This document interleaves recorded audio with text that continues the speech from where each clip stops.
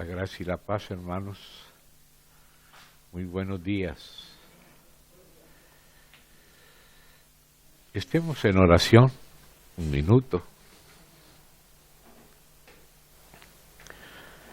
Querido Señor, querido Padre,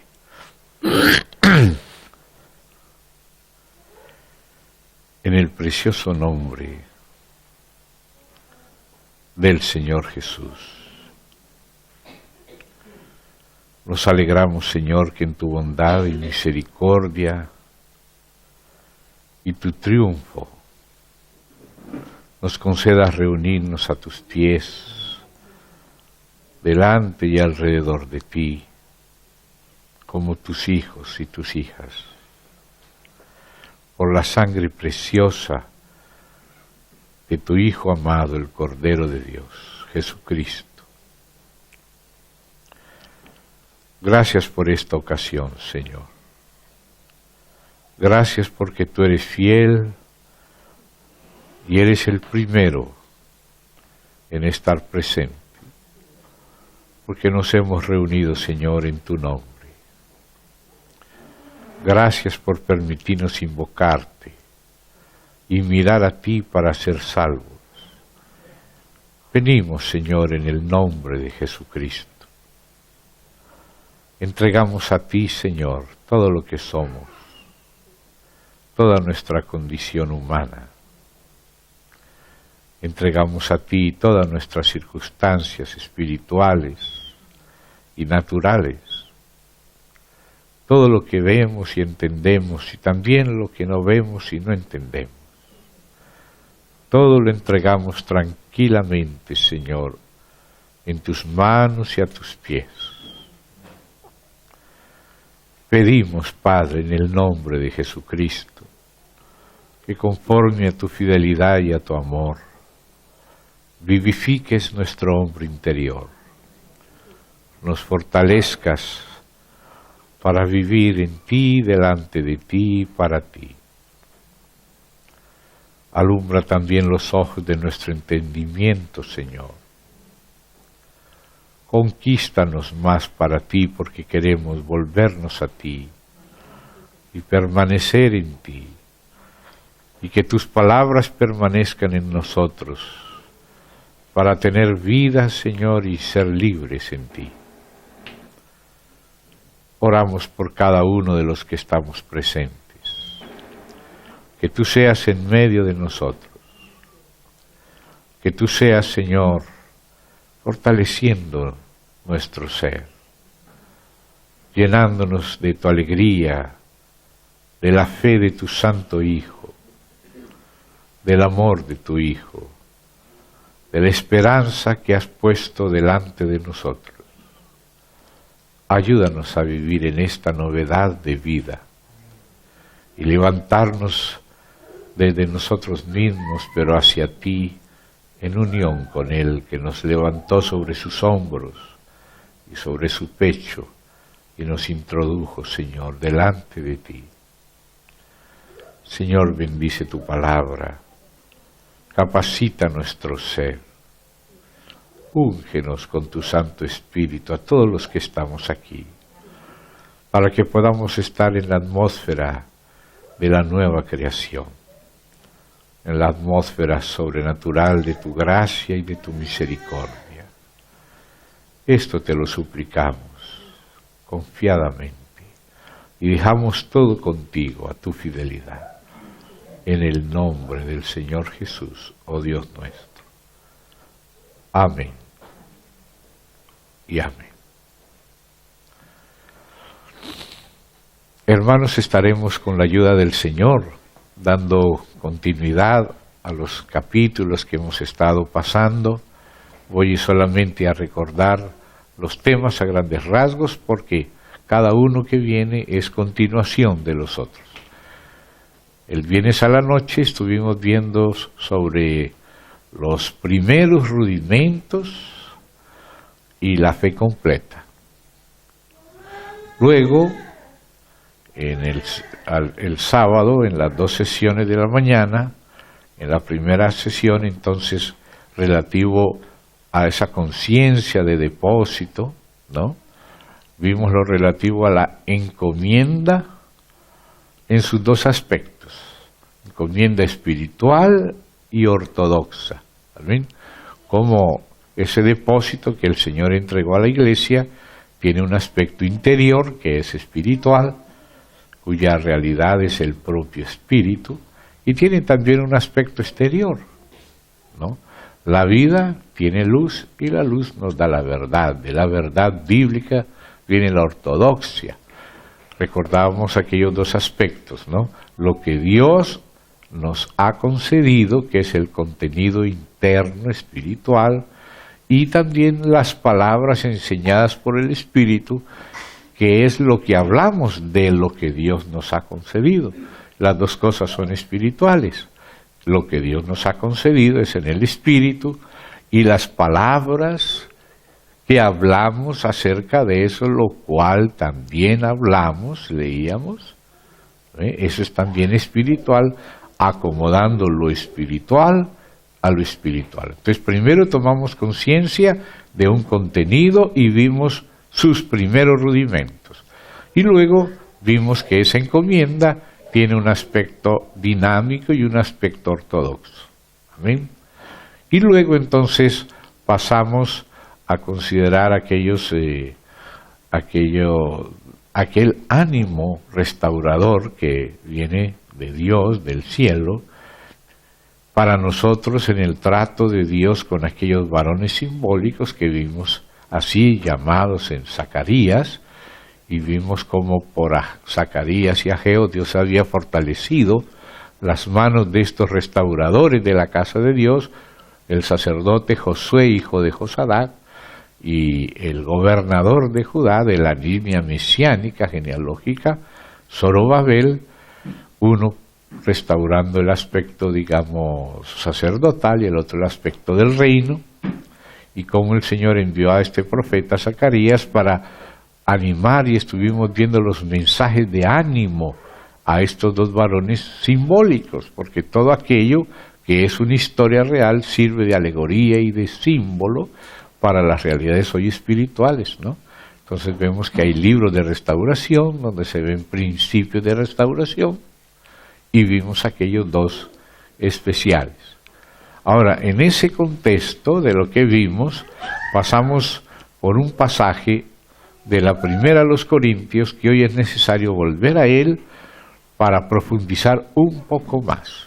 Entonces, vamos de nuevo a la epístola primera de Pablo a los Corintios, la que nosotros llamamos primera, porque realmente la misma primera se refiere a otra anterior, pero que la providencia divina no incluyó en el canon, parece que se perdió, pero ya con la segunda, que es la primera, y la tercera, que es la segunda ahora, es suficiente, según el sentir del Espíritu. De todas maneras, la primera ya es referida en la llamada hoy primera, y incluye lo que se tenía que aprender de ella.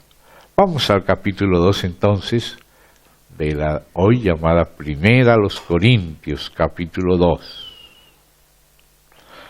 Habíamos hablado de la sabiduría que Dios predestinó para gloria de la Iglesia, y eso está expresado así en el versículo 7. Entonces vamos a empezar por allí, ya lo leímos, lo comentamos un poquito, pero ahora necesitamos profundizar más, procurar con la gracia de Dios tener más luz y vida de este pasaje. Más, ¿alguien me podría obsequiar un vasito de agua, por favor? Aunque sea agua fría, una copita nomás para secar la boca, para mojar la boca. 2:7, primera a los Corintios. Mas hablamos sabiduría de Dios en misterio. La sabiduría oculta,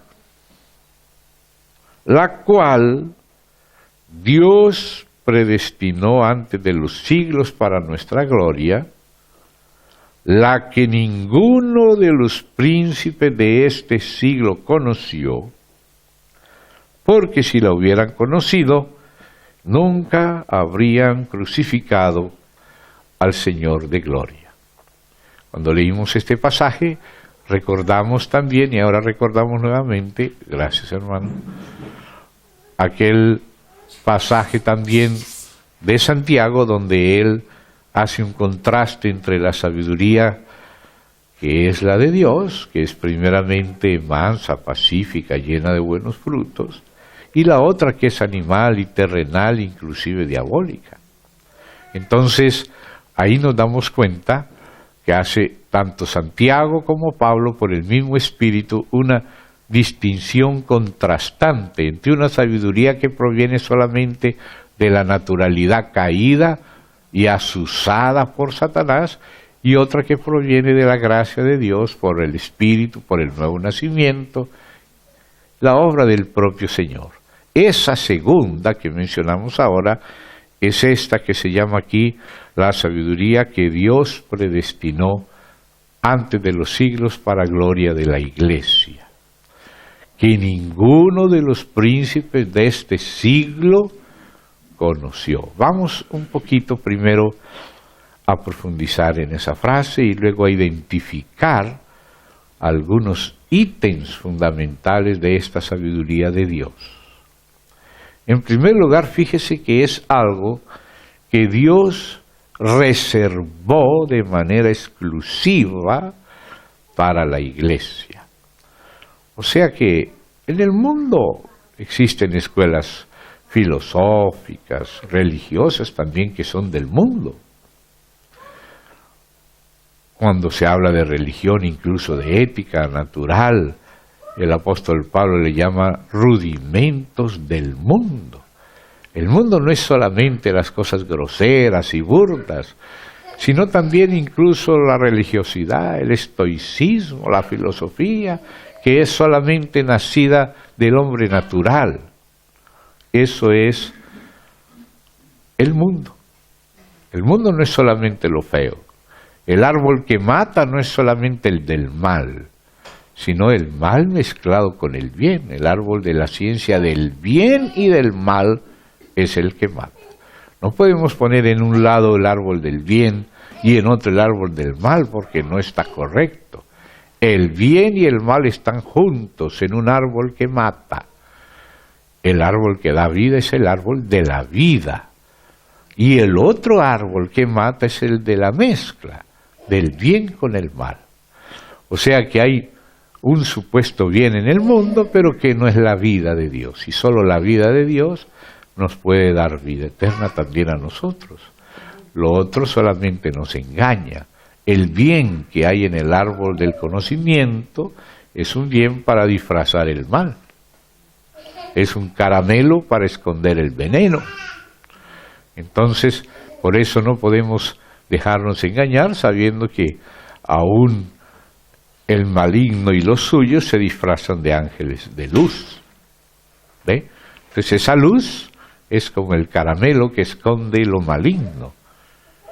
Entonces por eso podemos encontrar cosas que parecen buenas, y el apóstol Pablo, si lo quieren ver conmigo, en Colosenses hace unas expresiones al respecto de esto, en el capítulo 2 de su epístola, y él dice desde el verso 20, pongamos atención a este aspecto del bien y el mal mezclados en un mismo árbol, que mata, y que lo que Dios nos da no es conocimiento de lo bueno, sino la vida divina. Pues si habéis muerto con Cristo, en capítulo 2, verso 20 de Colosenses, la epístola de Pablo a los Colosenses, capítulo 2, versículo 20 y los inmediatamente siguientes. Si habéis muerto con Cristo, note, Pablo está declarando un hecho. Hemos muerto con Cristo. También resucitamos con Él. Si habéis muerto con Cristo, y note lo que dice aquí, en cuanto a los rudimentos del mundo. O sea que en nuestra muerte con Cristo, no solo Cristo murió por nosotros, sino que nosotros morimos con Cristo y nuestro viejo hombre fue crucificado juntamente con Él, como dice Romanos capítulo 6. Y ahora aquí dice también, y lo dice Gálatas, que también Cristo murió para que nosotros seamos librados del presente siglo malo. Y eso lo dice al principio de Gálatas, y al final de Gálatas, él dice así, de que en la cruz de Cristo el mundo nos fue crucificado a nosotros y nosotros le fuimos crucificados al mundo. La cruz de Cristo no fue solamente para perdonar nuestros pecados, sino también para crucificar al pecador y al viejo hombre, y también crucificar el mundo para nosotros y a nosotros para el mundo. O sea que entre el mundo y nosotros hay una cruz, hay una circuncisión, un corte. Por eso nosotros ya no podemos invertir en ese banco en bancarrota que se llama el mundo. Qué necesidad sería poner tu dinero en un banco quebrado. ¿Ve? Entonces, ¿cómo vamos nosotros a invertir nuestra vida en el mundo? La cruz de Cristo nos crucificó al mundo y crucificó al mundo para nosotros. Nosotros ya no podemos contar con el mundo que está lleno de hostilidad hacia nuestro Señor y por eso también hacia nosotros.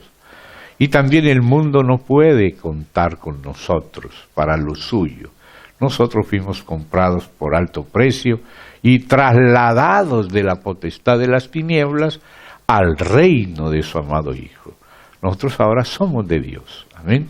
Entonces hay una cruz entre el mundo y nosotros. El mundo nos es crucificado. No améis al mundo, ni las cosas que están en el mundo. Porque el que ama al mundo, enemigo se hace de Dios. Y también el mundo ya no puede contar con nosotros. El mundo siempre ha querido utilizar a la iglesia para los motivos de él. Si el gobierno es nazi, quiere que la iglesia promueva el nazismo. Si es comunista, quiere que la iglesia promueva el comunismo. Y si es capitalista, entonces publican libros anticomunistas para que la iglesia promueva el anticomunismo para favorecer el capitalismo. El mundo siempre quiere usar la iglesia, pero la iglesia es de Jesucristo. Amén. La iglesia es del Señor, no es del mundo. Somos enviados al mundo, pero no somos del mundo. No vamos al mundo para aprobar el mundo, vamos al mundo para sacarle gente que sea trasladada al reino de Dios. Amén. Entonces también, si el mundo en general está crucificado para nosotros, cuanto más los rudimentos del mundo. Y vea que los rudimentos del mundo son una especie de ética, de ascetismo, de religión. Cuando Pablo dice que el Espíritu dice claramente que en los postreros tiempos muchos apostatarán de la fe, nosotros pensamos que la apostasía de la fe va a ser solamente el orgullo gay y todas esas cosas malignas, pecaminosas, pero no. Cuando Pablo, eso es lógico, eso es pecado y eso está fuera, pero hay cosas más sutiles que también son el mundo y que también son apostasía. Si usted se fija ahí, tenemos abierto aquí Colosenses, volveremos a Colosenses, siempre estamos pasando de un lugar a otro y volviendo. Vamos aquí a Timoteo, a esas palabras que le dijo Pablo. Vamos a ver en la primera a Timoteo, amén, en el capítulo 4, ponga atención al aspecto religioso y supuestamente moral del mundo. El lado bueno del árbol que mata. ¿Se da cuenta? El árbol de la ciencia del bien y del mal. Si comemos de ese árbol, moriremos. Comemos el veneno con caramelo. ¿Eh? Entonces, dice primera a Timoteo capítulo 4. Pero el Espíritu dice claramente que en los postreros tiempos, si ya eran postreros antes, ¿cuánto más hoy? algunos apostatarán de la fe. Ahora, ¿cómo se apartarán de la fe? Mire, no dice yendo por allá a las fiestas paganas, a las orgías, a las borracheras. Eso también es el mundo, pero hay una cara blancuzca del mundo y de la carne, que es la religiosidad, que es el ascetismo, separado de Dios. Entonces miren lo que dice: apostatarán de la fe escuchando a espíritus engañadores y a doctrinas de demonios. Uno pensaría, uy, ¿cuáles serán las doctrinas de demonios? Ir a adorar a Satanás con orgías y esas cosas. No, ellos son más sutiles, pero es el mismo Satanás y son los mismos demonios.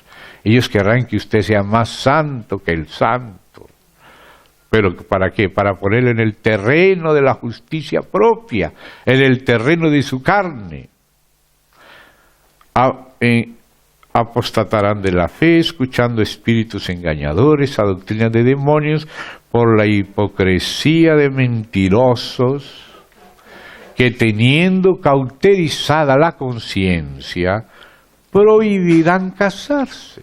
Mire, en vez de promover una orgía, promueven el celibato. Pero ¿quién promueve el celibato? Los demonios. Aparentemente promueven el celibato, pero por causa del celibato provocan todas las peores orgías. El homosexualismo, el bestialismo, todas las desviaciones, ¿se da cuenta? Disfrazado de celibato. Parece que son tan santos que no se casan, pero Dios quiere que el hombre no esté solo y se case. ¿Se da cuenta? Pero cómo Satanás produce todo lo contrario por medio de una fachada religiosa. Prohibirán casarse y ¿qué más? Mandarán abstenerse de alimentos. O sea, pareciera que si fuera del mundo y de los demonios sería que promoverían la glotonería y la gula. Pero no. Prohíben abstenerse de alimentos que Dios creó para que con acción de gracias participasen de ellos los creyentes y los que han conocido la verdad. Porque todo lo que Dios creó es bueno y nada es de desecharse si se toma con acción de gracias, porque por la palabra de Dios y por la oración es santificado. Te note que esta apostasía no es llevarte por allá a las juergas del mundo, sino a los templos, a las sinagogas, a las mezquitas del mundo, a los conventos, a llevarte a cosas que parecen religiosas, y llega a acontecernos, y ahora pasamos aquí a Romanos, volveremos ya a Colosenses, está todo relacionado. Vamos a Romanos capítulo 7 y mire lo que dice allí. 7 también, desde el verso 7. ¿Qué diremos pues? ¿La ley es pecado? En ninguna manera, pero hay un pero para la ley. No es que la ley no sea buena, el problema es que nosotros no somos buenos. Y cuando nuestra carne es activada por la ley, se muestra como ella es. Entonces por eso Dios decidió salvarnos por la gracia, porque por la ley solamente es el conocimiento del pecado. Mire por qué Satanás usa a los demonios para decir doctrinas religiosas de abstinencia, o sea, de celibato, y abstinencia, así como de alimentos y cosas religiosas. No toques, no mires, como vamos a encontrarnos otra vez allí en Colosenses. Entonces dice así, fíjense. Pero, la ley no es mala, pero, ¿cuál es el problema del antiguo pacto que estaba escrito no en nosotros, sino en tablas, en las paredes y en toda la cantaleta? Aquí también se usa la palabra cantaleta. Bueno, ustedes ya me entendieron. Entonces dice, pero yo no conocí el pecado, sino por la ley. Fíjese eso.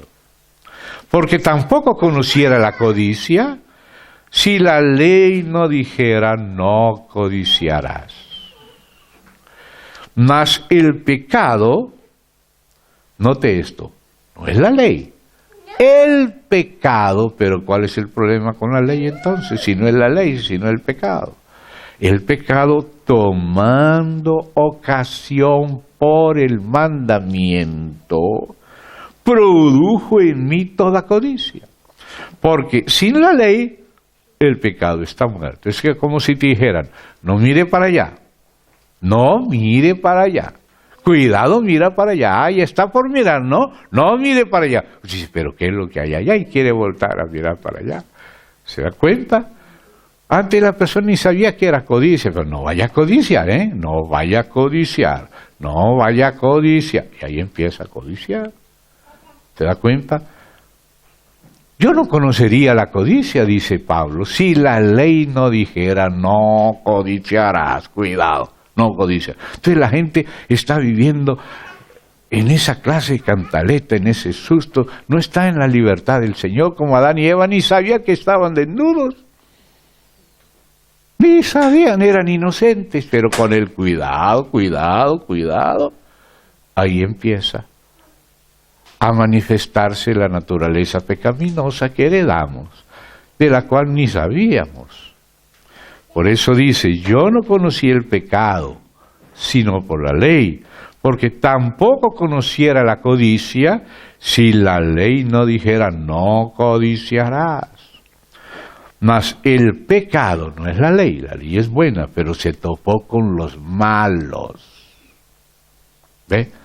Los buenos, los nacidos de nuevo, entienden a Dios, a qué se refiere, pero los malos es como decirle no se tome esto, y ahí mismo se lo quiere tomar, ¿se da cuenta?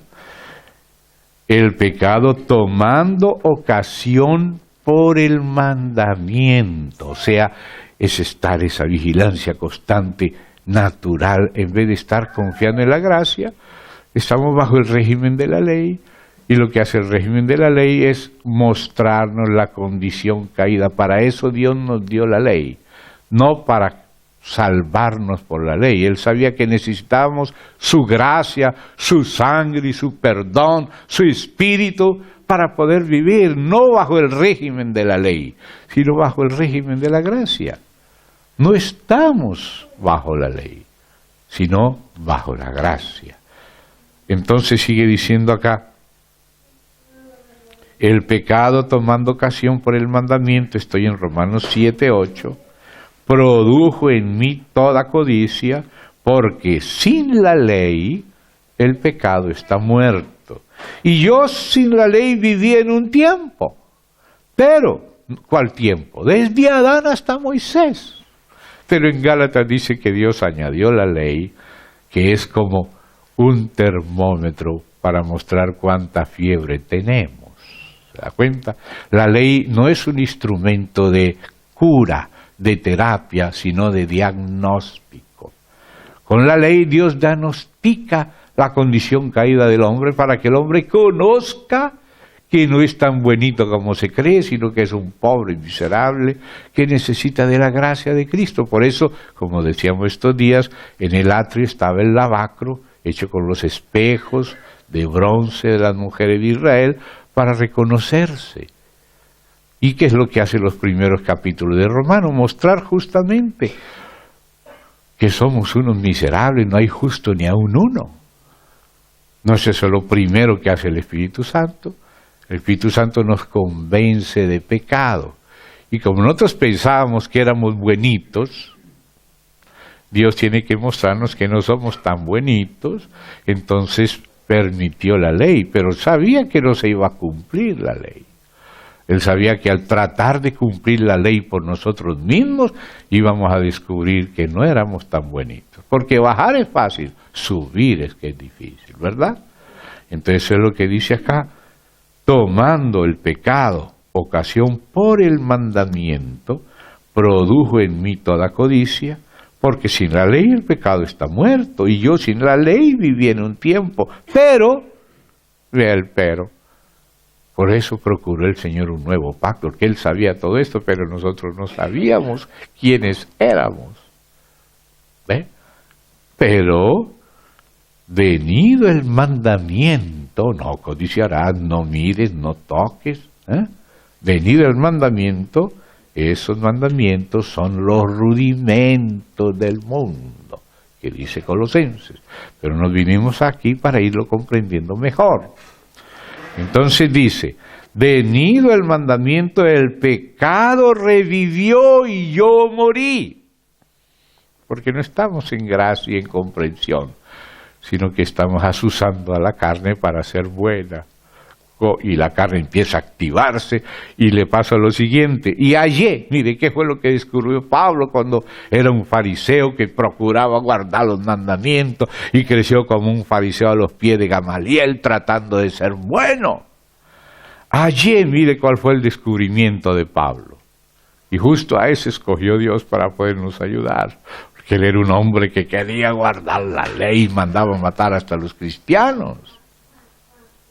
Y dice, hallé, mire lo que halló, que el mismo mandamiento que era para vida, el problema no es en el mandamiento es para vida, el problema es en mí, en lo que yo heredé en Adán. Hallé que el mismo mandamiento que era para vida, a mí, por causa de mí, no del mandamiento, me resultó para muerte. Y explica por qué. Porque el pecado, tomando ocasión por el mandamiento. La ocasión fue el mandamiento, el pecado tomó ocasión por el mandamiento y a mí, y me engañó. Y por él, por el mandamiento, me mató. Por eso dice que la letra mata, no es la letra de estudiar, no es la letra que escribió Dios en tablas de piedra, o sea, los mandamientos me condenan a muerte. Eso, por eso es que la letra mata, la letra de los mandamientos nos condenan a muerte. O sea, exponen lo que es la carne y lo que merece. ¿Sí? Gracias a Dios que no solamente vino Moisés, la ley vino por medio de Moisés, pero la ley no convierte a nadie, la ley diagnostica a todos como dignos de muerte. Y entonces después viene Cristo y muere por nosotros y resucita y nos casamos con otro ahora. Y ya no es la ley. ¿Ve? Entonces ahora dice aquí, el pecado tomando ocasión por el mandamiento me engañó y por él me mató. De manera que la ley, el problema no es con la ley a la verdad es santa. Y el mandamiento santo, no robar, no matar, no codiciar, amar a Dios, amar al prójimo, todo eso es bueno, todo eso es santo. Y dice, es justo y bueno. Luego lo que es bueno vino a ser muerte para mí. No, no es lo que es bueno, en ninguna manera. Sino que el pecado, para mostrarse pecado, produjo en mí la muerte por medio de lo que es bueno. Como pecado de sacristía. ¿No entiende lo que quiere decir? La sacristía es para guardar el sagrario, pero allá es donde fornican. Se da cuenta lo que es el hombre y la condición caída y miserable del hombre, que nada la soluciona sino la gracia de Dios, el perdón y su sangre y el Espíritu de Dios. Pero la cantaleta no soluciona nada, sino que provoca todo lo contrario. Hay muchos niños que crecen debajo de tanta cantaleta y de tan buena voluntad de sus padres que al fin se van al polo contrario de lo que uno está constantemente cantaleteando. Porque no es la cantaleta la que cambia la carne. ¿Usted cree que si bastara la ley, no era sino poner a Moisés con un megáfono? Queridos habitantes de Concepción, primero, amad a Dios sobre todas las cosas, y le empieza a decir todos los 10 mandamientos. Que lo haga todos los días por 3 años y medio, y después la gente ya se aburre, ¿no? ¿Usted cree que va a mejorar un poquitito la carne con la lectura de los mandamientos? No, la carne no cambia oyendo mandamientos ni oyendo cantaleta. La carne la crucificó Cristo y la victoria sobre ella está en el Espíritu. Y el Espíritu se recibe como un regalo de Dios, no por las obras de la ley. Estamos bajo la gracia, viviendo bajo la sangre, la comprensión misericordiosa de Dios y la terapia de Dios, que es esa sangre y su Espíritu, no los mandamientos. El diagnóstico es útil, pero no sana. A veces la gente se muere más rápido si solo conoce el diagnóstico, que antes pensaba que tenía gripa, pero era tuberculosis. Antes pensaba que era alguna otra cosita y era de lo peor. Entonces cuando lo sabe se muere del susto. Se muere más rápido. Lo que necesita es la gracia. Y no la gracia de libertinaje, sino la gracia que comprende la condición humana, perdona, pero también da el Espíritu por gracia. Y el Espíritu es el que nos introduce en la nueva vida. E introduce la nueva vida en nosotros. Es por eso esto que dice acá, ¿ve? El pecado produjo en mí la muerte por medio de lo que es bueno, a fin de que por el mandamiento el pecado llegase a ser sobremanera pecaminosa. Porque sabemos que la ley es espiritual, el problema no es con la ley. Amar a Dios y al prójimo no es bueno. Eso no es ningún problema. Entonces, ¿cuál es el problema con la ley? No, no es con la ley. Es lo que la ley produce en el pecador, que no es vida, sino condenación. ¿Ve? Les pone su condición caída.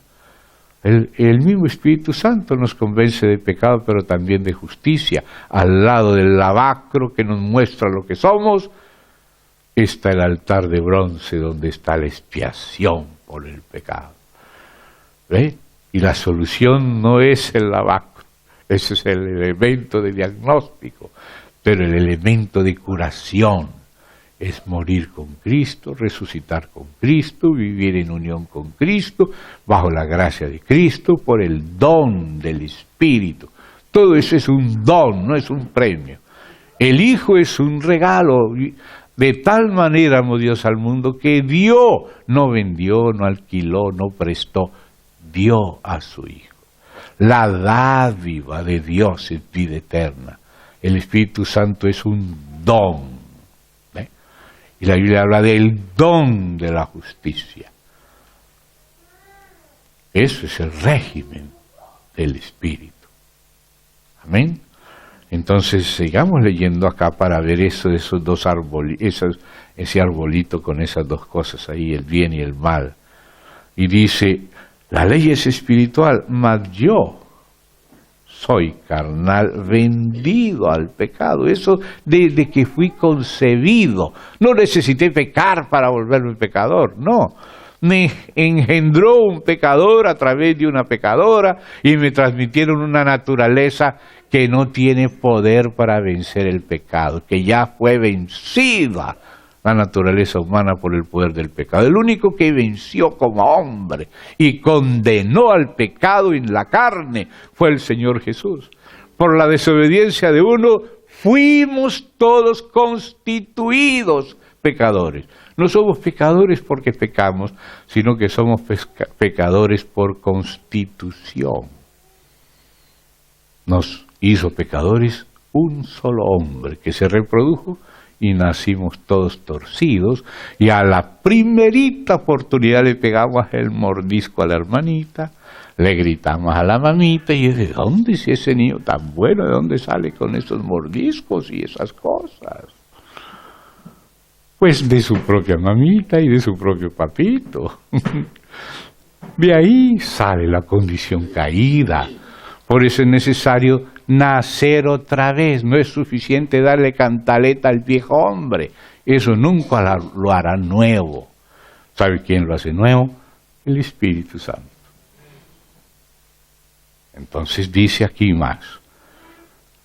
Porque va a explicar por qué está vendido a la carne. Dice, porque lo que hago no lo entiendo. Pues no hago lo que quiero, sino lo que aborrezco. Eso hago. ¿Y quién está hablando aquí? ¿Nerón? No, San Pablo. No Nerón. Nerón se cree el mejor poeta del mundo. Pero San Pablo por lo menos se da cuenta que las cosas no le salen como quieren. Vamos a hacer la mejor constitución del mundo como si los latinos fuéramos ángeles. Y resulta que no somos ángeles. La Constitución en el papel está linda, pero se hace la ley y la trampa. Y a veces se hace primero la trampa y luego se enmascara con una ley a favor de los tramposos. Esa es la realidad humana que enseña a Dios que somos. Pero gracias a Dios que Él es el médico, no solo es el diagnosticador, Él es el médico, el gran médico. Como decía nuestro hermano Campbell Morgan, que veníamos conversando con Alejito de eso. Entonces dice acá, y si lo que no quiero esto hago, aunque no lo quiera, pero lo hago, pero no quisiera hacerlo, apruebo que la ley es buena. No debería mentir, pero miento. No debería codiciar, pero lo hago. Veo que la ley tiene razón. Pero entonces dice, de manera que ya no soy yo quien hace aquello, sino el pecado que mora en mí. Yo pensaba que era solo en mi suegra o en los malos presidentes, pero resulta que es en el San Gino también. Entonces, ¿qué dice ahí? Y yo sé que en mí, esto es en mi carne, ahora aclara, no es en su espíritu, no mora el bien, porque el querer, que eso le pertenece a la voluntad del alma, el querer está en mí, pero no el hacerlo. O sea, todo el poder del alma no es suficiente para vencer el poder del pecado. Solo el poder de la resurrección de Cristo vence al pecado y a la muerte. Y eso es lo que nos da el Espíritu, nos da. El Espíritu no es un premio. Algunos piensan que tienen que ayunar de rodillas, subir no sé a dónde, para poder merecer el Espíritu Santo. No, el Espíritu Santo es un regalo. El Señor nos da la vida eterna como un regalo. Nos dio a su propio Hijo como un regalo porque Él sí sabe lo que nosotros somos. Nosotros no sabemos lo que pasó cuando Adán se vendió al enemigo de Dios. Y cuando se reprodujo, todos salimos así. Dios sí lo sabe y nosotros no. Y para que lo supiéramos nos dio la ley. ¿Para qué? Para conducirnos a Cristo. Para eso vino la ley, para demostrar que tenemos que internarnos urgentemente en el hospital de Cristo. Para eso es la ley. Entonces sigue y dice acá, porque no hago el bien que quiero, sino el mal que no quiero, eso hago. Y si hago lo que no quiero, ya no lo hago yo, sino el pecado que mora en mí. Así que queriendo yo hacer el bien, note, ese es el bien de ese arbolito. Cuando quiero hacer el bien por mí mismo, me pongo a hacer cosas buenas, pensando que yo voy a solucionar aquí los problemas del mundo, resulta que hago más daño. Por eso dice, queriendo yo hacer el bien, hallo esta ley, es una ley, esto siempre se repite. Siempre que trato de hacer el bien por mí mismo, sin la ayuda de Dios, siempre hallo esta ley, que el mal está en mí. Por eso es el bien y el mal mezclados en un árbol que mata. Porque cuando trato de hacer el bien por mí mismo, sin depender de Dios, me sale mal. Queriendo hacer el bien, hago el mal. Entonces dice aquí, porque según el hombre interior, que es el espíritu, me deleito en la ley de Dios, pero veo otra ley en mis miembros que se revela contra la ley de mi mente y que me lleva cautivo a la ley del pecado que está en mis miembros.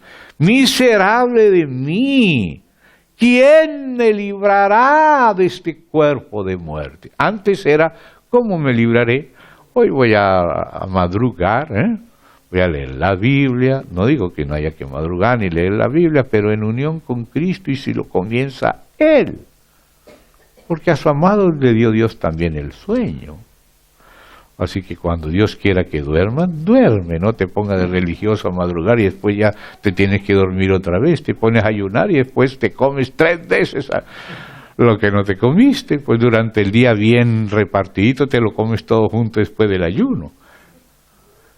A veces eso nos pasa por religiosos. ¿Se da cuenta? Entonces, ¿qué decía Pablo? El Espíritu dice claramente que en los posteros tiempos algunos apostatarán de la fe. Quiere decir, no vivirán confiando en Dios, sino obedeciendo demonios que le dicen, no mire, no coman. Y justo lo obligan a no hacer para obligarle después a hacer el doble. ¿Se da cuenta? Esa es la trampa de ese árbol que mata. Y terminemos este pasajito aquí. Veo otra ley en mis miembros que se rebela contra la ley de mi mente y me lleva cautivo a la ley del pecado que está en mis miembros.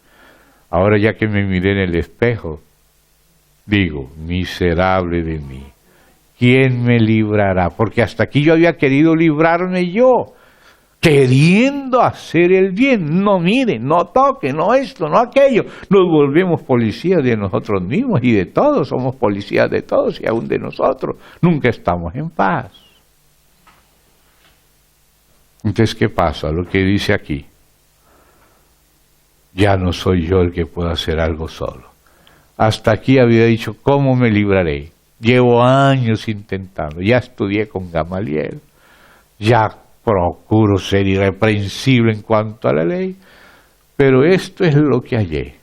Que cuando quiero hacer el bien, las cosas no me salen como yo quería. Y empiezo a descubrir de que la única manera de hacer el bien no es por fuerza, ni por ejército, ni con caballos, sino por su espíritu. ¿Se da cuenta? Por la gracia de Dios. Entonces dice Pablo, ¿quién? Primero era cómo, pero ya de tanto cómo en cómo probó esto, probó aquello, y siempre estamos probando cómo esta es la mejor fórmula para esto y la otra, y todo eso es el mundo. Esos son los rudimentos del mundo. ¿Ve? Cuando ya vemos que nada funcionó, entonces sabemos que nosotros mismos ya somos inútiles para esto, y los demás seres humanos igual que nosotros. Entonces, ¿quién me librará de este cuerpo de muerte? Entonces, gracias a Dios que si hay respuesta.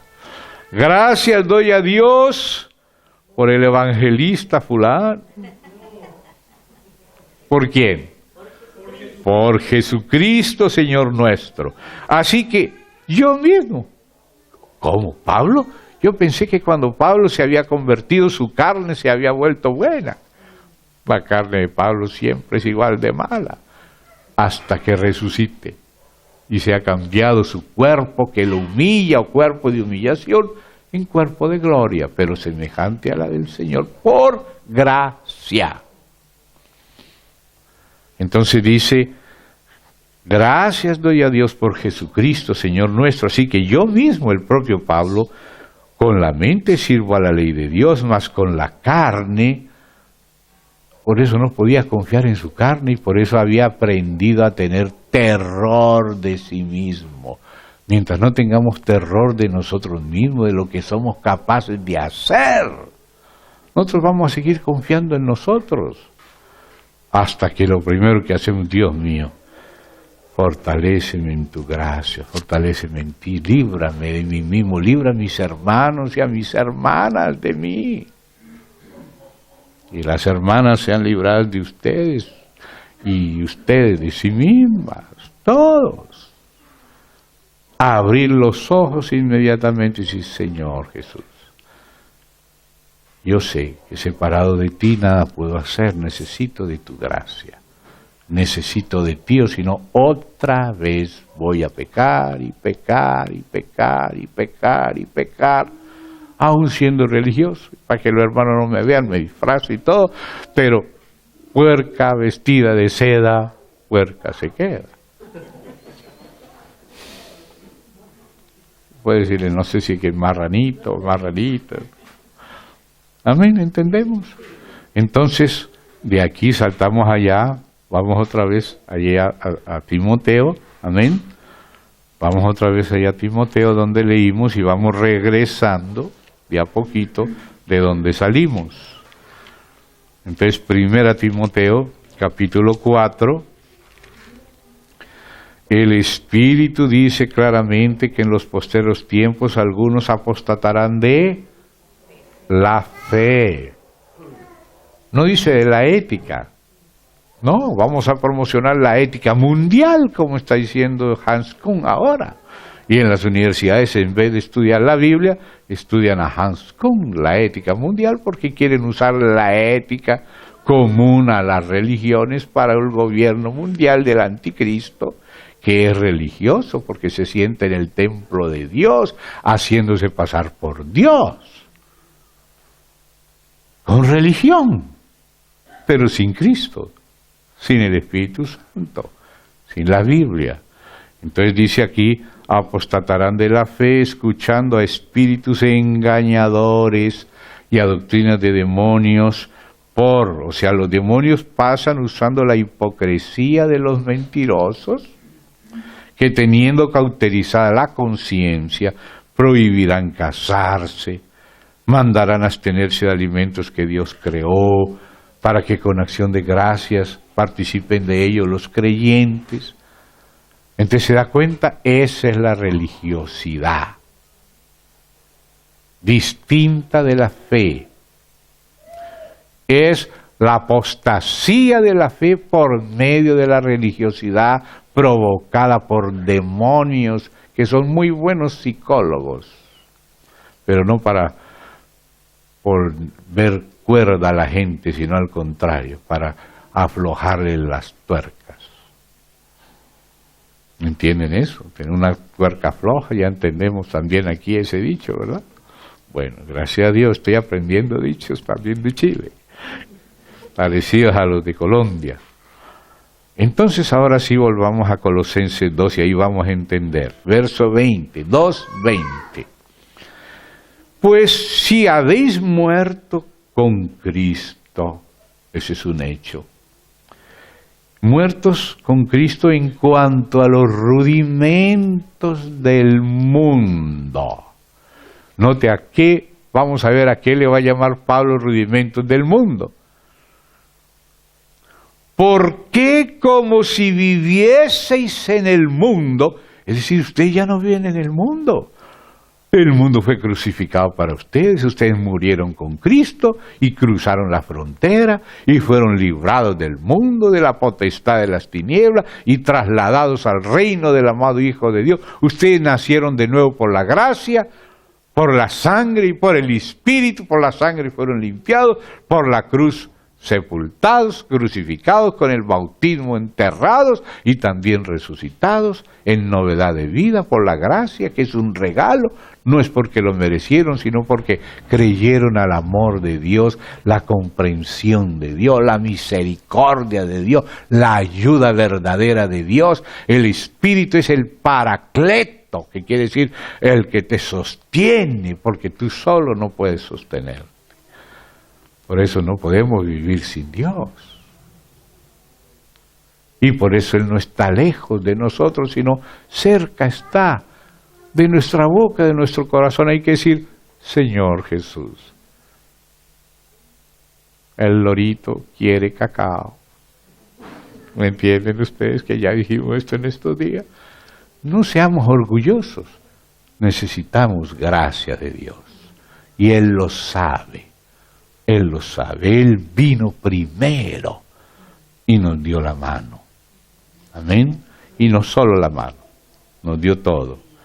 Entonces, sigue diciendo acá, ¿por qué como si vivieseis en el mundo os sometéis a preceptos? Era lo que les decía ayer.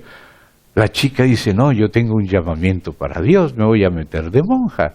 Y ahí se va y resulta de prostituta de los cardenales. Perdón que lo diga de esa manera tan cruda, pero así sucede. Claro que no voy a decir nombres cardenales, aunque podría decir también, pero no voy a decir. Porque se mete a instituciones, a mandamientos, a cosas, sin una relación directa con el Señor mismo. Persona necesita ir al Señor mismo, ir a Él mismo así, tal como es, venir al Señor sin mira, Señor, si tú no me ayudas, estoy perdido para siempre. Pero tú mismo has venido a invitarnos a confiar en ti, los que están cansados, cargados, cansados no solamente de la suegra, sino sobre todo de sí mismos, sobre todo de nosotros mismos. Venid a mí descansad. Entonces luego que dice aquí el Señor, sigue diciendo lo siguiente: ¿por qué como si vivieses en el mundo os sometéis a preceptos tales como? Cuando dice tales como no está diciendo todos, sino algunos como ejemplos que nos ayudan a entender los que no están aquí escritos, pero que los otros nos ayudan a entenderlos. ¿Cuáles son esos preceptos que son llamados rudimentos del mundo? Que no debemos vivir en ese plano de rudimentos, sino en la fe del Hijo del Hombre. Entonces los preceptos son: no manejes,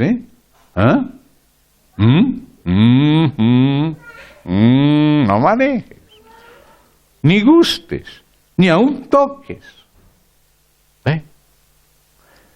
en conformidad a mandamientos y doctrinas de hombres, cosas. No es la persona del Señor, son cosas. Cosas que ¿qué? Cosas que todas se destruyen con el uso. Al principio parecía que todo era espiritual, pero se vuelve una inercia, un mandamiento. No pase por esta cuadra porque ahí hay un cine. Entonces ahora va por la otra cuadra. Y en la otra casa que encuentro otro cine, entonces ya eso no va a saber por dónde va a pasar ahora. No toque, no mire, no guste, cuidado, cuidado, lo que estamos diciendo hace un rato. Esos son los rudimentos del mundo.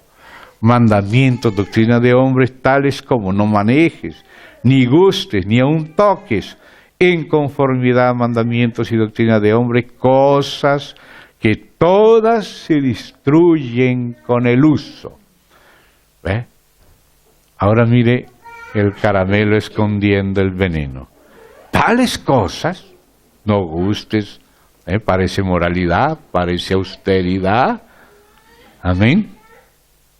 Tales cosas tienen a la verdad cierta reputación de sabiduría, pero no es la de Dios, solo reputación.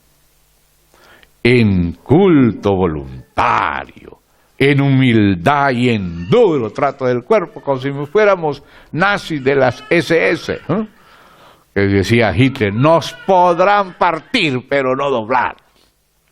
Y quedaron partidos y doblados. ¿Qué dice? Tales cosas tienen a la verdad cierta reputación, en humildad, en duro trato del cuerpo, parece disciplina prusiana, ¿no? Pero, ¿esto tiene pero? Sí tiene pero. Tiene pero, hermanos. Todas esas cosas humanas tienen pero. ¿Cuál es el pero? No tienen valor alguno contra los apetitos de la carne. La carne no se disminuye con cantaleta, al contrario, se aumenta. Por eso el Señor dice: míreme a mí y sea salvo. Miradme a mí y sed salvo. No es vuestra la guerra, es mía la guerra. No trate de luchar con tu fuerza, vas a perder. Pero yo vencí. Mírame a mí, confía en mí, pon toda tu miseria en mi mano y descansa en mí. Entonces dice ahí, no tienen esos rudimentos del mundo, no tienen valor alguno contra los apetitos de la carne. Entonces dijo, si habéis muerto con Cristo a los rudimentos del mundo. ¿Por qué? Como si vivieseis en el mundo. O sea que los cristianos no vivimos en el mundo. No somos del mundo. Es como un buzo que está debajo del agua, pero respira el aire de arriba. No va a respirar el agua porque se ahoga. Aunque esté nadando abajo, está respirando por el tubo de oxígeno arriba. Así es, nosotros estamos en el mundo, pero no somos del mundo, ni vivimos por el mundo. Morimos por el mundo, vivimos por Dios. Entonces dice así: si pues habéis resucitado con Cristo, buscad las cosas de arriba, donde está Cristo sentado a la diestra de Dios.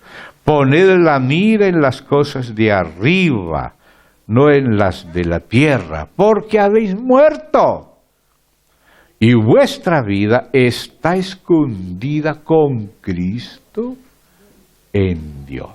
Nosotros también estamos escondidos con Cristo en Dios. Esto es lo que hace la fe que nos da la palabra de Dios. Dios engendra la fe por medio de hablar su palabra. La fe viene por el oír la palabra. Cuando oímos la palabra, tenemos fe en Dios, no fe en la fe, no el truquito de Cheiconolé. Voy a creer en un palo y así por creer en el palo me va a hacer milagro. Nada de palos.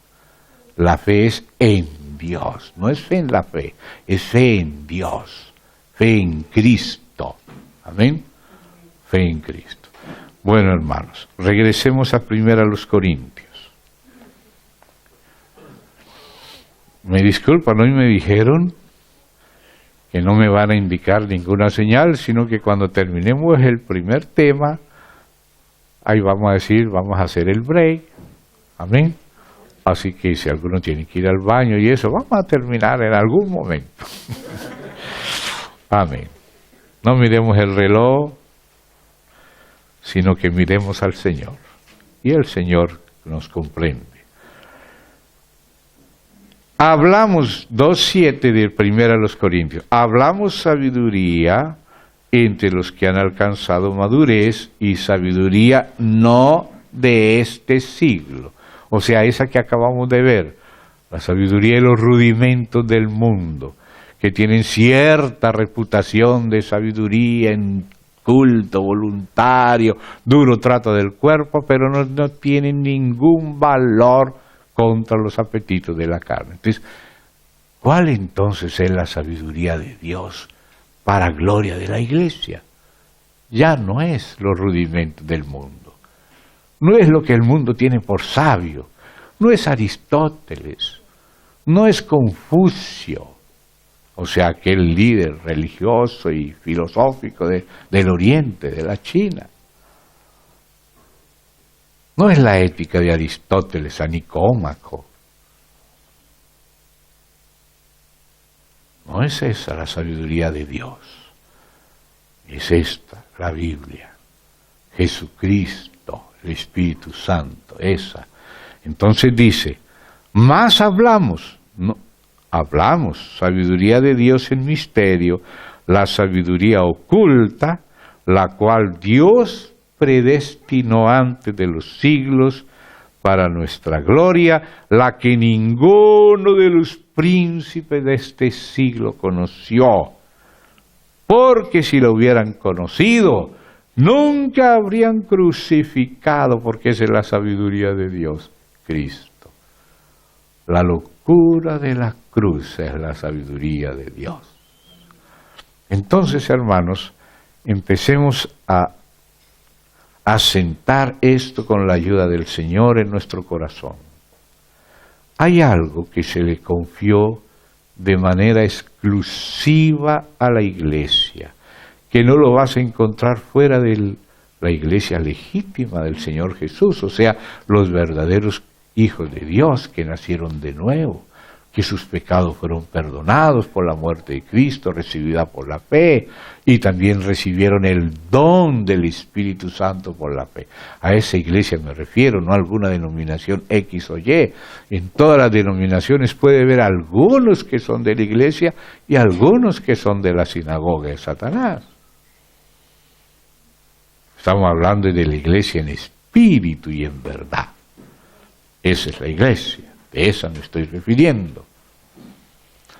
Entonces, hermanos, en el mundo hay religiones,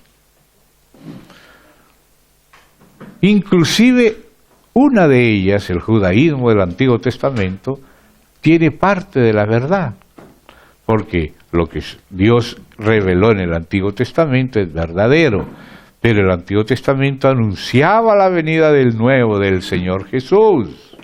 La ley vino por medio de Moisés para diagnosticar nuestro mal, pero también Dios dio la ley mezclada con sacrificios y anunciando que vendría el Mesías y que el Mesías sería el Cordero de Dios, que moriría por nuestros pecados. Por eso Él les mostraba en la Escritura lo que de Él decían: así está escrito, así fue necesario que el Cristo padeciese, pero también que resucitase, y que fuese predicado en su nombre el arrepentimiento y el perdón de pecados, por su nombre. Entonces, hermanos, aún el judaísmo, que viene de Dios, lo bíblico, ya después salieron el Talmud, la Gemara, la Mishnah y la Tosefta, el Talmud de Babilonia y el de Jerusalén, y los judíos seguían es por eso y no por la Biblia. Por eso Jesús dijo: vosotros invalidasteis la palabra de Dios por seguir vuestras tradiciones. Y le dice Jesús: de cierto os digo que si no creéis que yo soy, en vuestros pecados moriréis. Porque ellos, como lo explica Pablo, lo dice de todo corazón, y eso también hay que leerlo. Mire, por favor, hermanos, miren, hermanos, vamos a Romanos, vamos a leer allí el capítulo 10 de Romanos. Dice: hermanos, ciertamente el anhelo de mi corazón y mi oración a Dios por Israel es para salvación. Porque yo, mire, él mismo, porque él también es israelita, él era de la tribu de Benjamín, haciendo, como él mismo decía, queriendo hacer el bien.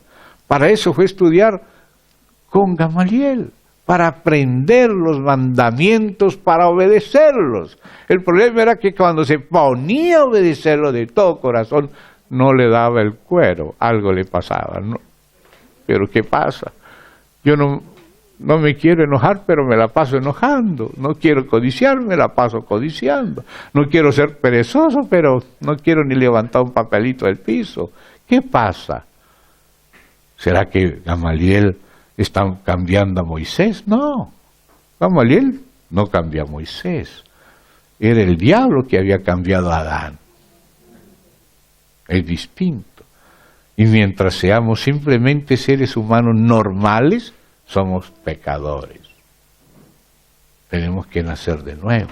Y eso no se nace de nuevo por Moisés ni por Gamaliel, sino por Jesucristo.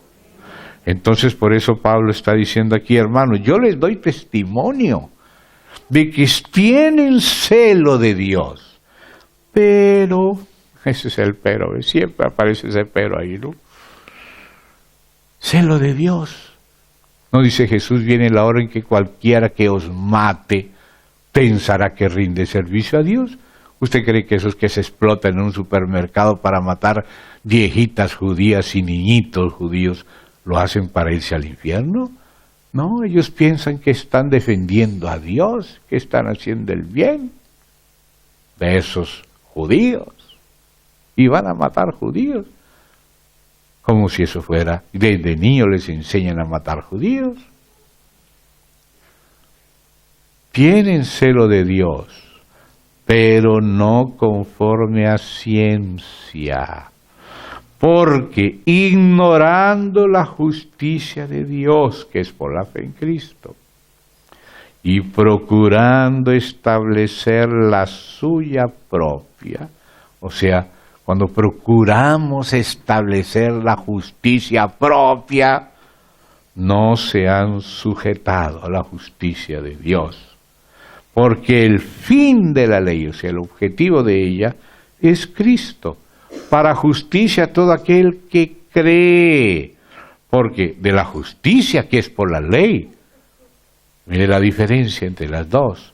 La que es por la ley, Moisés escribe: el hombre que haga estas cosas vivirá por ellas, o sea, vivirá por lo que hace. Y eso sería verdad. Si el hombre obedeciera siempre toda la ley y nunca pecara en nada, eso sería verdad.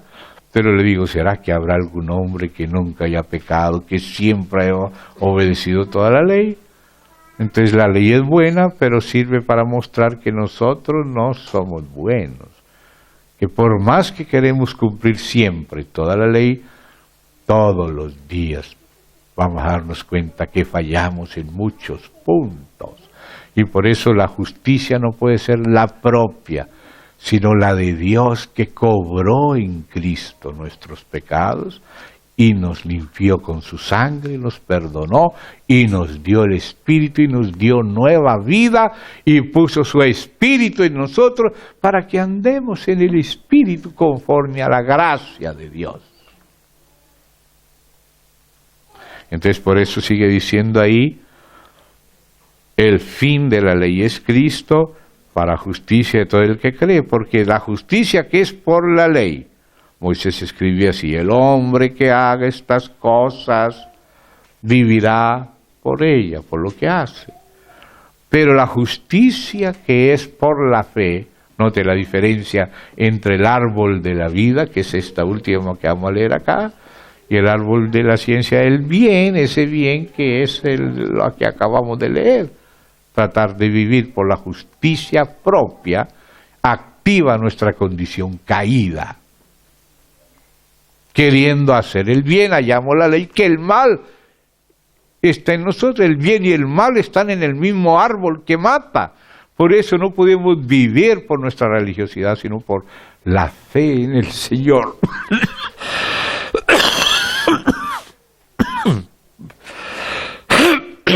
Perdón, hermano. Por su gracia. Pero la justicia que es por la fe dice así, ya vemos cómo dice una, ahora cómo dice la otra: no digas en tu corazón, ¿quién subirá al cielo? ¿Sabe quién fue el que dijo subiré? Satanás. Satanás fue el que dijo: subiré al cielo, me sentaré a los lados del norte junto a las estrellas de Dios. Seré semejante a Dios. Eso fue lo que hizo Satanás. Y por eso nos dice: no digas eso. No digas subiré al cielo. Esto es para, y dice, esto es para traer abajo a Cristo. Es decir, vamos a merecer a Cristo. No, Él vino a buscar lo que estaba perdido.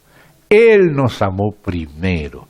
No es que aquí lo merecimos tanto que Él tuvo que venir a premiarnos. No, mi hermano. Él vino fue a buscar lo perdido. Y siendo enemigos y estando muertos en delitos y pecados, nos reconcilió y nos dio vida. Él sabe. Hay gente que no conoce a Dios y piensa que de alguna manera lo va a merecer. Nunca lo vamos a merecer. Él vino a dársenos.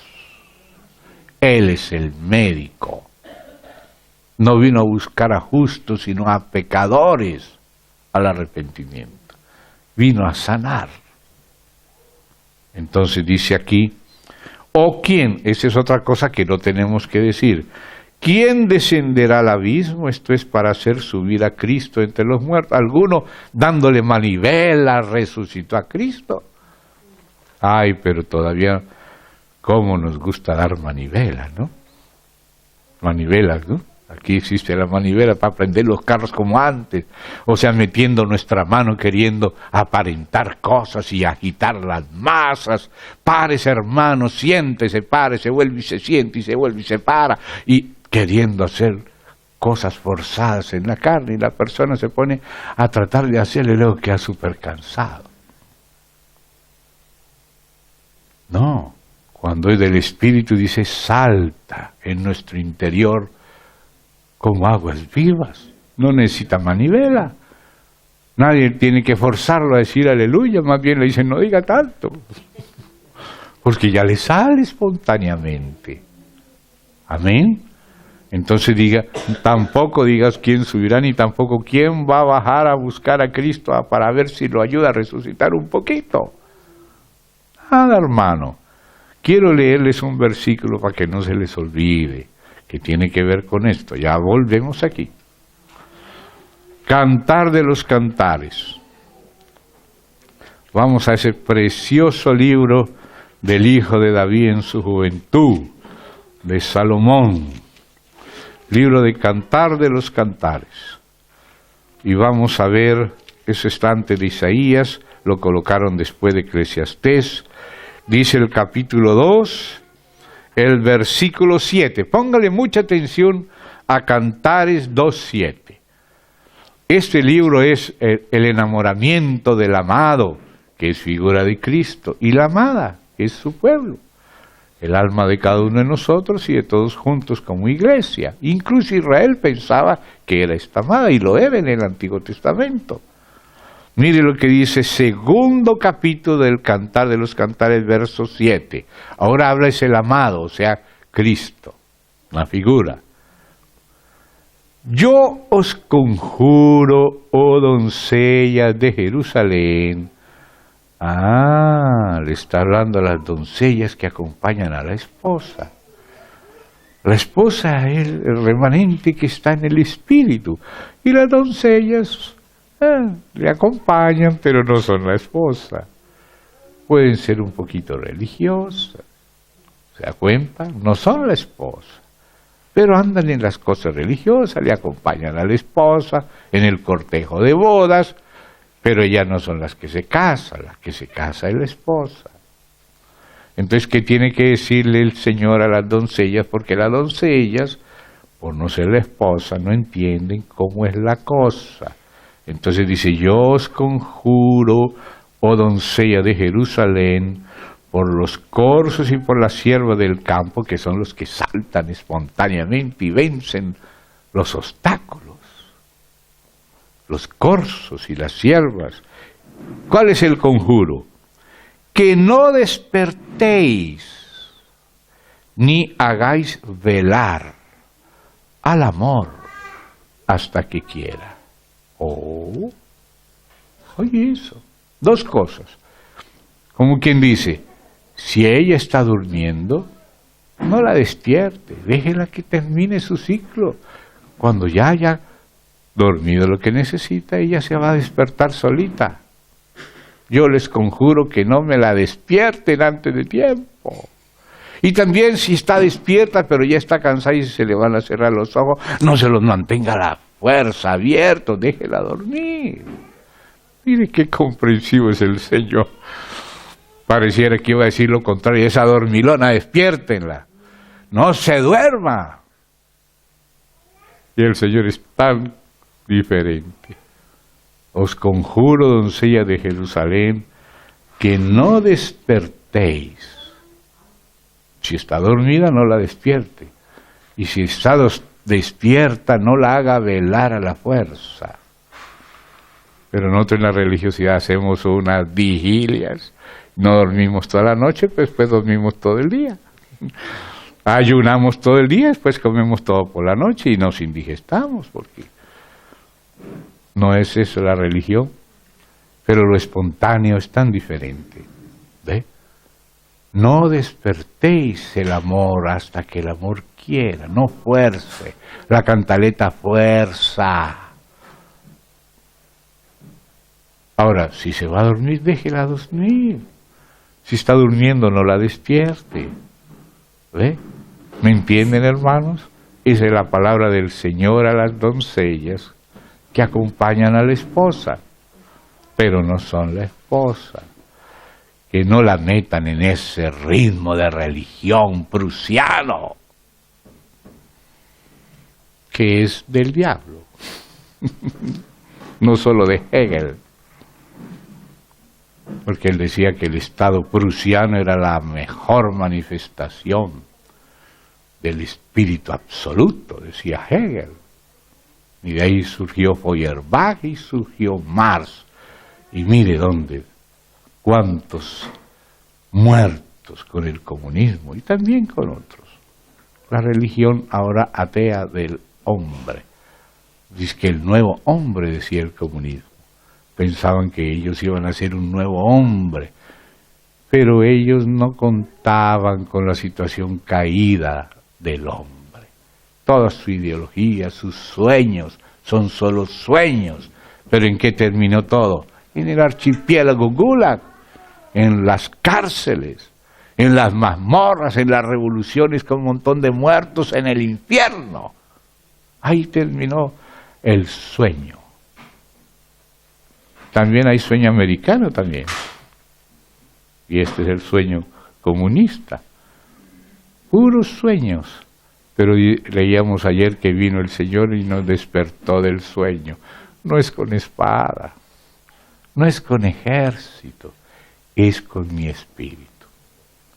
Amén, hermanos. Entonces era importante leer este pasajito que está repetido también aquí en Cantar de los Cantares, este conjuro. ¿Cuál es el conjuro? No andar con esa religión nacida de la carne, de la apariencia, de la hipocresía, de la manipulación, querer cuadricular a todos para ver cuántos tienen el tipo de cuadrícula como la mía y hacer todos como yo. Pobre gente, se va a hacer como yo. Tenemos que ser como Cristo. Amén. Entonces, hermano, avancemos un poquito otra vez a 2 Corintios. Estamos entrando de a poco. La sabiduría de Dios es diferente a la del mundo. Es exclusivo de la iglesia. Le pertenece solamente al Señor, a Cristo, al Espíritu y a la iglesia que está en Cristo, en el Espíritu. Esto no lo vas a encontrar en el judaísmo talmúdico, que rechaza a Jesús como el Mesías. No lo vas a encontrar en el Islam. Eso, el judaísmo y el Islam son las otras dos religiones monoteístas, pero que no han conocido a Dios a través del Hijo. Pero el Padre le agradó revelar su Hijo. Dios se revela es por el Hijo. El que no tiene al Hijo, no tiene al Padre, por más judío que sea, por más islámico que sea. Si no recibe al Hijo, no tiene al Padre. La iglesia es la que tiene al Padre porque recibió al Padre en el Hijo. El Padre no dejó al Hijo solo. El que me envió conmigo está.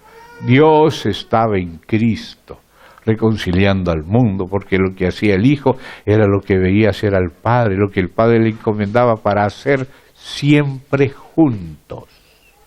Eso es el cristianismo.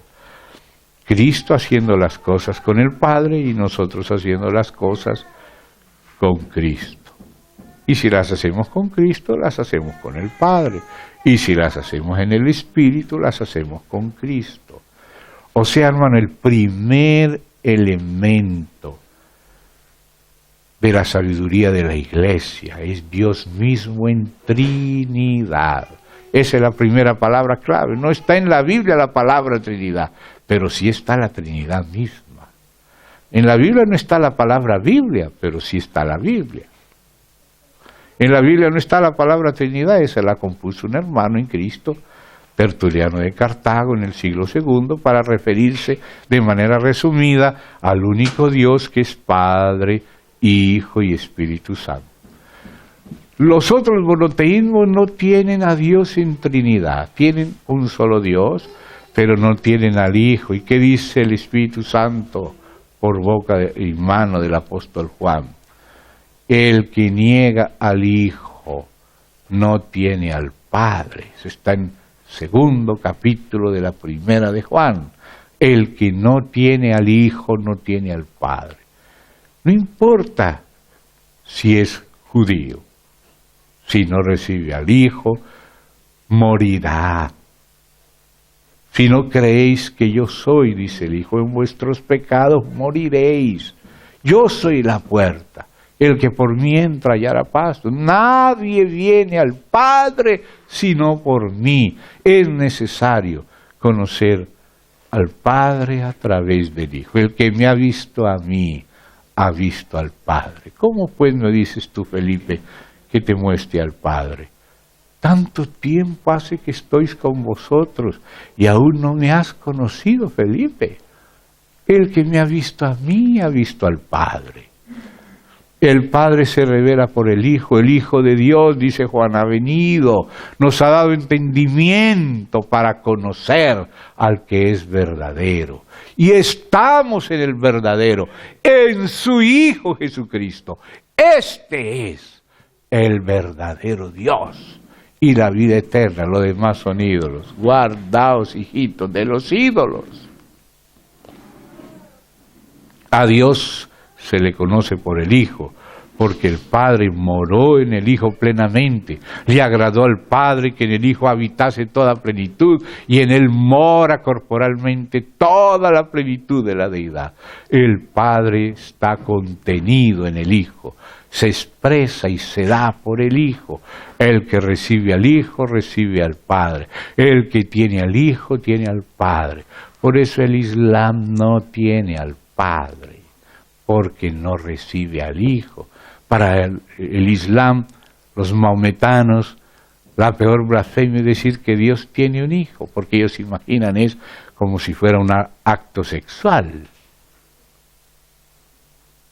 Y estamos hablando del Hijo eterno de Dios, de la sabiduría eterna engendrada por el autoconocerse eterno de Dios, engendrado sin principio, no creado. ¿Ve? El Hijo de Dios. Es la primera gran verdad de la sabiduría predestinada para la Iglesia, que no la encuentras en el judaísmo. Claro, en la Biblia sí, pero no en como la lee el Talmud o la Cábala. No la encuentras en el Islam. No lo encuentras en el monoteísmo filosófico tipo Karl Jasper, aquel filósofo existencialista y psiquiatra. Karl Jasper, que hablaba de Dios, pero no creía en Jesucristo. El que no tiene al Hijo, no tiene al Padre. Inclusive dentro de la cristiandad, algunos no reconocen la divinidad de Cristo. Y algunos no reconocen al Hijo como parte de la divinidad. Por eso el que niega al Hijo, negar al Hijo es como hace el unicismo, lo solo Jesús, que dice que la persona es solo el Padre y que con el Padre no había ningún Hijo. Pero Jesús dijo, Padre, glorifícame tú con aquella gloria que tuve contigo antes de la fundación del mundo. En el principio no comenzó el Verbo, en el principio era el Verbo, y el Verbo era con Dios, y el Verbo era Dios. Él es Dios y también con Dios, porque es el Hijo de Dios. Este es el primer elemento de la sabiduría de la Iglesia, conocer a Dios en Trinidad. El Padre y el Hijo en un mismo Espíritu. Por el Espíritu conocemos al Hijo y el Hijo es glorificado por el Espíritu. Cuando el Espíritu venga, dijo el Señor Jesús, Él me glorificará, Él les abrirá los ojos acerca de mí. Y en aquel día, cuando venga el Espíritu, vosotros conoceréis que yo estoy en mi Padre y mi Padre está en mí y yo, y esto lo digo yo ahora, está tácito, yo lo hago explícito, yo con el Padre adentro estoy en vosotros. O sea, también El que recibe al Hijo recibe al Padre. Esa es la sabiduría de la Iglesia.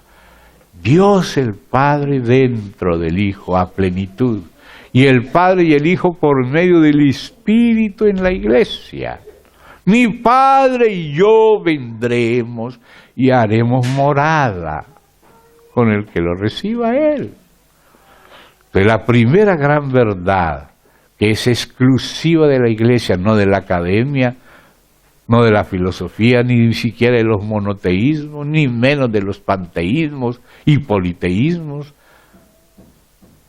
es Dios se reveló a la Iglesia como uno y trino, uno en esencia, uno en naturaleza, pero trino en persona, Padre, Hijo y Espíritu Santo con la misma esencia y la misma naturaleza.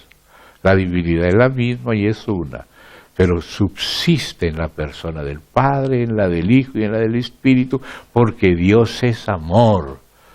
El Padre ama al Hijo, y el Hijo es el amado del Padre, y el Espíritu es el amor común del Padre y el Hijo. El Espíritu procede del Padre y el Hijo. Todo lo que es del Padre se lo da al Hijo. Hay una plenitud divina que procede del Padre hacia el Hijo, y lo que es del Hijo es del Padre, procede también del Hijo hacia el Padre, y esa plenitud divina es el amor común entre el Padre y el Hijo, y es también divinidad, y es también persona, porque Dios no da cosas, sino su propia persona. Por tanto, la persona del Espíritu Santo proviene del Padre y del Hijo desde la eternidad, porque ese amor es eterno, nunca comenzó, siempre fue. Por tanto, también el Espíritu es eterno y también el Espíritu es Dios.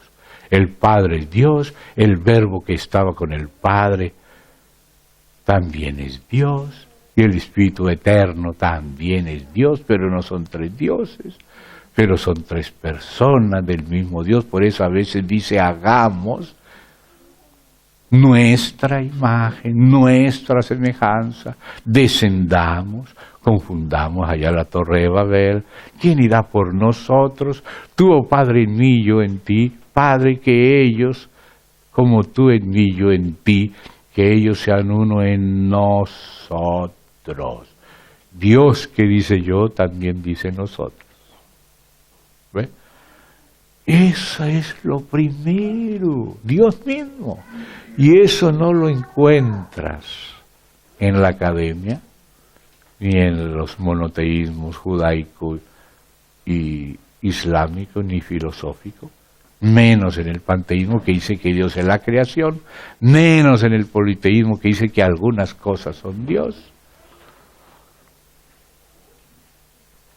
menos en el dualismo que dice que el yin y el yang, el mal y el bien, y todo son la misma sustancia eterna. Entonces, hermanos, el primer ítem de la sabiduría exclusiva de la Iglesia, que es nuestro testimonio, en lo cual debemos profundizar, es Dios mismo, uno y trino. Y la segunda gran verdad de la Iglesia es que el Verbo de Dios que estaba con el Padre se hizo hombre. La encarnación. Lo que el diablo no quiere reconocer, que Jesucristo vino en carne y que se hizo un hombre como nosotros, y como hombre fue probado, y como hombre venció el pecado en la carne, venció la carne, venció el mundo, venció el diablo y venció la muerte como hombre. Y lo hizo para pasarnos esa victoria a nosotros los hombres, porque se hizo hombre para hacer la comida espiritual del hombre y constituir al hombre por medio de él mismo formado en nosotros a su imagen y a su semejanza, recuperar lo perdido, transformarnos hasta configurarnos a la imagen de su Hijo. Por eso la gran sabiduría de Dios, además del Dios uno y trino, está que el Verbo de Dios se hizo hombre. La verdad de la encarnación, segunda gran verdad exclusiva de la Iglesia. No se encuentra sino en la Iglesia. Y esa es nuestra identidad de fe y de testimonio. Nosotros nos vamos a andar hablando cosas del mundo. El mundo habla de lo suyo y el mundo le cree, pero por eso a nosotros nos aborrece, porque la luz expone el mundo y a los demonios, a los principados. La tercera gran verdad de la Iglesia. Israel lo tuvo en figura y algunos lo han copiado sin el sentido auténtico. Pero la Iglesia tiene el sentido auténtico y de eso no estuvo hablando Jorgito. La expiación. La muerte expiatoria de Cristo, la obra de Cristo en la cruz. A Dios lo conocemos por Cristo y el Evangelio es acerca del Hijo. Y el Evangelio es Cristo muriendo por nuestros pecados, sepultado y resucitando al tercer día, conforme a las Escrituras. Esas son las verdades exclusivas de la sabiduría que Dios predestinó para gloria de la Iglesia. El Dios Trino, la encarnación, la expiación, que incluye todo lo de la muerte, y también entonces la resurrección, la ascensión, el derramamiento del Espíritu Santo, la vida en el Espíritu que comienza por la regeneración de nuestro espíritu, la renovación de nuestra alma, la vivificación de nuestros cuerpos mortales hasta la glorificación, y no solo a nivel individual, sino que el mismo Espíritu nos bautiza en un solo cuerpo, que es la Iglesia del Señor Jesús, universalmente hablando, que incluye a todos los que de verdad creen en el Señor Jesús, cuyos pecados han sido perdonados, que han sido regenerados por el Espíritu Santo, bautizados en un solo cuerpo, y esa es la Iglesia de la cual nosotros somos. A la Iglesia uno no se afilia. A la Iglesia tú solo puedes entrar por nuevo nacimiento. Cuando naces de nuevo ya naciste dentro de la Iglesia, ahora tampoco te puedes mudar de iglesia, porque no hay, sino universalmente hablando solo hay una iglesia. Y no se entra por la puerta de acá, sino por la puerta que es Jesucristo. Y el que entra y nace adentro ya nunca más sale. Nosotros no entramos a una organización externa, nosotros nacimos de nuevo en un organismo vivo, espiritual, una casa espiritual que es la Iglesia, el cuerpo de Cristo. Y es la Iglesia la que va a cumplir el propósito de Dios, cuando Dios dijo, hagamos, Padre, el Hijo, el Espíritu Santo, hagamos al hombre. No dijo al primero, al marido de la Eva, y sí, bueno, si nos falla, nos quedamos con la gana. Nos venció Satanás, nada de eso. Dios ya sabía que vendría el pecado, el diablo, los problemas, pero Él dijo, hagamos al hombre. Y ese hombre es colectivo, porque tiene que llenar toda la tierra. Pero claro, Él no va a obligar, Él no obliga, Él no es violador, Él respeta, porque si no nos hiciera con libertad, no seríamos a su imagen, porque Él es libre. La relación del Padre, del Hijo y del Espíritu Santo es voluntaria, es espontánea, no es forzada, porque Dios es muy caballeroso. Dios no es un violador, Él respeta, hasta el propio diablo lo respeta. ¿De dónde vienes? ¿Qué hiciste? ¿Qué viste? Conversa con el diablo. Claro que lo va a juzgar, pero lo va a juzgar con justicia. Dios no es arbitrario, es soberano, pero es justo, es bueno, es misericordioso, es honorable, es sublime. No hay palabras para describirlo. Va más allá de nuestro entendimiento, en perfección. Entonces el Señor tiene un propósito eterno. Y como el hombre que Él creó se volvió un viejo hombre con la caída, ahora Él vino y murió por todos, y ama a todos y quiere que todos sean salvos, pero no obliga a nadie. Entonces pagó el precio de nuestros pecados y nos convida, el que quiera. Antes queríamos y no podíamos, pero ahora dice, el que permanece en mí, yo en él, ese será verdaderamente libre. Adán nos hizo esclavos y Cristo nos hizo libertos. En Cristo, fuera de Cristo no hay libertad. La libertad es Cristo en nosotros. Entonces ahora el nuevo hombre es la iglesia. Ese es el que va a llegar a aquel objetivo. Hagamos al hombre a nuestra imagen, conforme a nuestra semejanza, y señoree, y ahí está escondido toda la riqueza del reino, y todos los misterios del reino de los cielos, la parte milenial, la parte del reino eterno. Esas son cosas exclusivas de la iglesia. La sabiduría de la iglesia está en la Biblia, y el Espíritu Santo es el que nos abre los ojos. Y ese es nuestro testimonio. Y por eso yo me demoré porque no quería dejar estas cosas en el tintero. Apenas las mencionamos. Espero que ustedes continúen profundizando en lo que es la esencia del testimonio de Dios en la iglesia. Y entonces, hermanos, vamos a parar ahora sí aquí. No sé la hora, ¿alguien me la puede decir? Y vamos a 12 o 2. 12. Ah, 12, aleluya. Bueno, entonces tengamos 15 minutos y a las 12:30 en punto hacemos una segunda parte. Amén. ¿Sí? Gloria a Dios.